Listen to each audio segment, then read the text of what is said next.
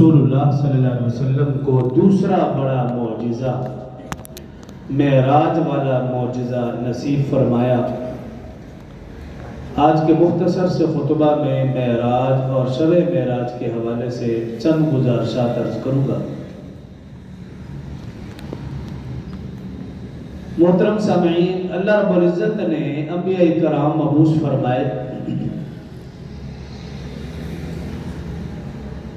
کسی کو دنیا میں بھیجا، ساتھ ہی نبوت دے دی۔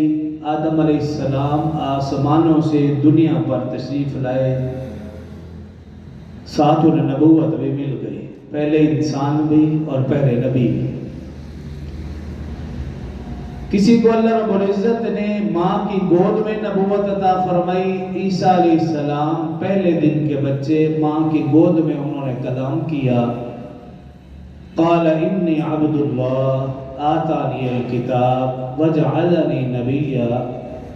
بچہ بول اٹھا کہ بے شک میں اللہ کا بندہ ہوں، مجھے کتاب بھی عطا فرمائی اور مجھے نبی بھی بنایا گیا۔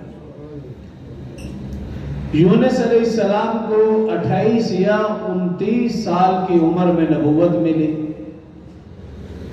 رسول اللہ صلی اللہ علیہ وآلہ وسلم کو اللہ رب العزت نے 40 سال جب آپ کی عمر مبارک تھی تب نبوت عطا فرمائی۔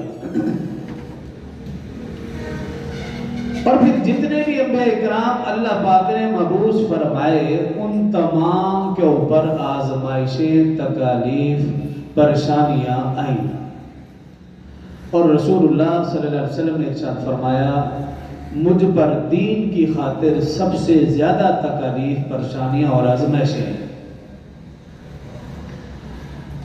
رسول اللہ صلی اللہ علیہ وسلم نے جب نبوت کا اعلان فرمایا،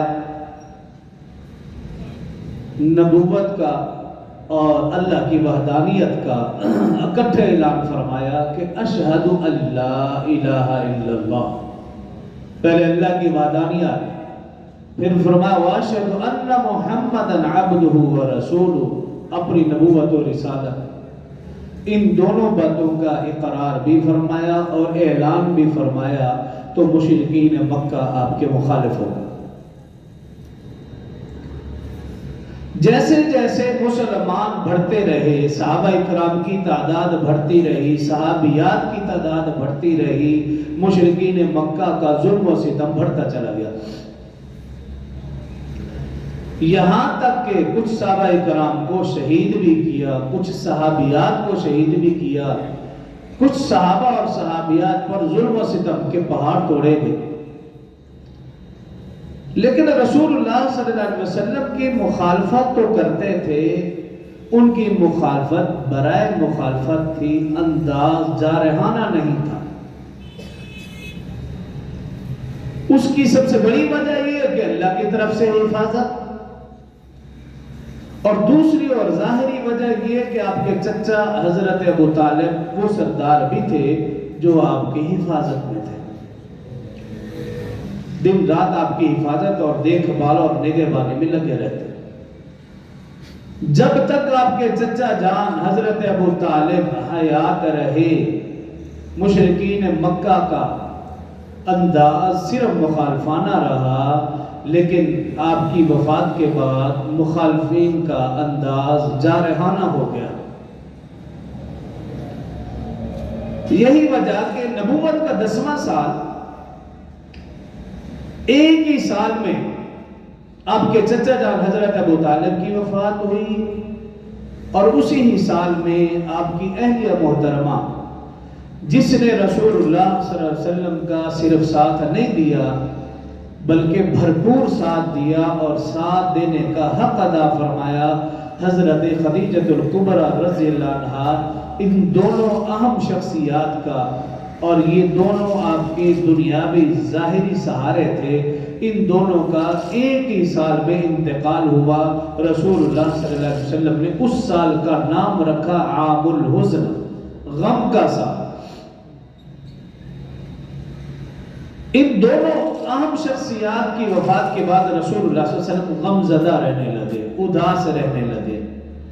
مشرکین کی مخالفت اپنی جگہ، لیکن آپ سمجھتے تھے کہ پہلے حضرت ابو طالب اور ان کی سرداری کی وجہ سے ان کا انداز صرف مخالفانہ تھا، اب ان کا ظلم و ستم حد سے بڑھ جائے گا۔ حضرت ابو طالب نے اعلان کر رکھا تھا کہ میرا بھتیجا ہے، جو بھی کہے، جو بھی اعلان کرے، جو کچھ بھی کرے، میرے ہوتے ہوئے کوئی اس کی طرف انگلی بھی نہ اٹھائے۔ تو ان کے ہوتے ہوئے رسول اللہ صلی اللہ علیہ وسلم نے اپنے بھرپور انداز میں دعوت و تبلیغ کا کام کیا۔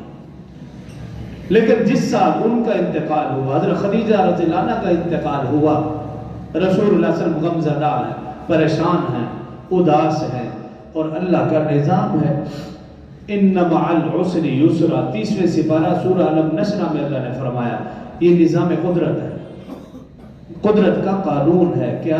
ان مع العسر یسرا، ہر تنگی کے بعد آسانی ہے، ہر تنگی کے بعد راحت ہے، ہر تنگی اور پریشانی کے بعد سکون ہے، خواہ وہ دنیا میں ہو یا آخرت میں۔ یہ اللہ کا قانون ہے۔ اب رسول اللہ صلی اللہ علیہ وسلم غمزدہ، پریشان، اداس، مشرکین مکہ نے یہ موقع دیکھا تو ان کی کوشش یہ ہو گئی کہ اس حق و صداقت کی آواز کو دبا دیا جائے، ہمیشہ کے لیے خاموش کر دیا جائے۔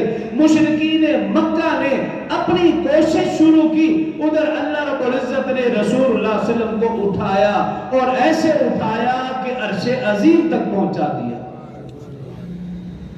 عظیم معجزہ معراج والا عطا فرمایا، جو آپ کی کتاب کا، آپ کی زندگی کا ایک تابناک باب بن گیا۔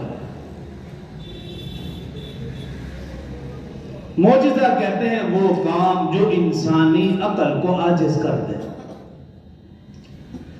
یاد رکھیں، معجزے کا لفظ صرف انبیاء کے ساتھ خاص ہے، غیر نبی کے ساتھ اس لفظ کو نہ بولا جائے۔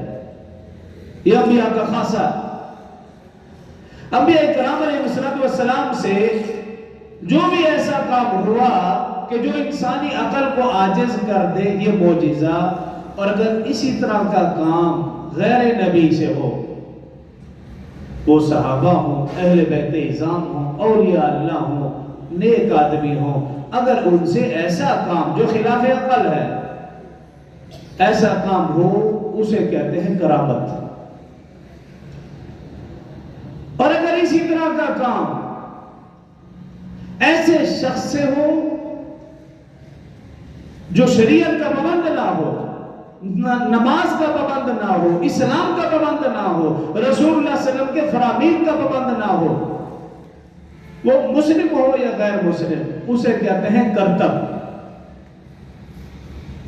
تو یہ آسان سی پہچان ہے، جو شخص کوئی انوکھا کام کرے، آپ اس کا لباس، وضع، قطع، اٹھنا بیٹھنا، چلنا پھرنا دیکھ لیجیے، اگر وہ شریعت کا، اسلام کا پابند ہے تو آپ سمجھ جائیں یہ نیک ہے، برگزیدہ ہے۔ اور اگر وہ اسلام، شریعت، قانون کا، قرآن کا، رسول اللہ صلی اللہ علیہ وسلم کے فرامین کا پابند نہیں ہے، نماز کبھی پڑھی نہیں، غسل کبھی کیا نہیں، داڑھی ہے ہی نہیں اس کے چہرے پہ، اور وہ کوئی انوکھا کام کر دے، آنکھیں بند کر کے فیصلہ کر دینا کہ یہ کرتب ہے، یہ جادو ہے، اور جادو کرنے کروانے والے پر اللہ اور اس کے رسول نے لعنت فرمائی۔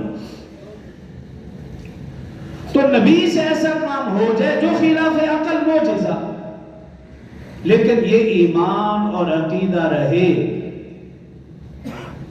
کہ جو بھی کوئی کسی نبی سے کوئی معجزہ ظاہر ہوتا ہے، اس معجزے میں نبی کا کوئی اپنا عمل دخل نہیں ہے، یہ معجزہ خالصتاً اللہ کے حکم اور حکمت کے تابع ہے۔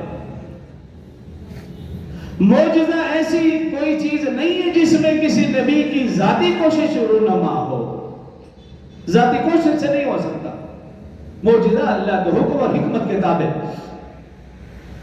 مثال کے طور پر ہمارا مشاہدہ ہے کہ درخت چلتے نہیں، پہاڑ ہلتے نہیں، پتھر بولتے نہیں، دریا رکتے نہیں، چاند دو ٹکڑے ہوتا نہیں، مردے زندہ نہیں ہوتے، مادر ذات اندھوں کو بینائی نہیں ملتی۔ کیوں؟ کہ یہ قانون قدرت ہے، اور اس نظام کائنات کو چلانے والا وہ قادر مطلق ہے۔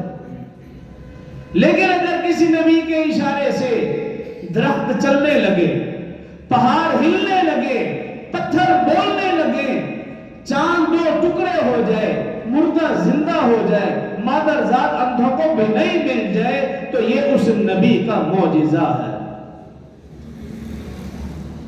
اور پھر اللہ نے جتنے بھی بے کرام مبعوث فرمائے ان تمام کو اللہ پاک نے معجزات عطا فرمائے، تاکہ جب وہ اپنی قوم میں جائیں تو سچے نبی کی علامت یہ ہے کہ اگر ان کی قوم میں سے کوئی شخص کوئی مطالبہ کرے، نبی سے اس کی نبوت اور رسالت کا کوئی ثبوت مانگے، تو وہ بطور معجزہ ثبوت دے سکے۔ ہر نبی کو معجزات عطا فرمائے، لیکن اللہ رب العزت نے رسول اللہ صلی اللہ علیہ وسلم کو معراج والا ایسا معجزہ عطا فرمایا کہ ایسا معجزہ آپ کے سوا اللہ نے کسی بھی پیغمبر کو عطا نہیں فرمایا کہ آپ کسی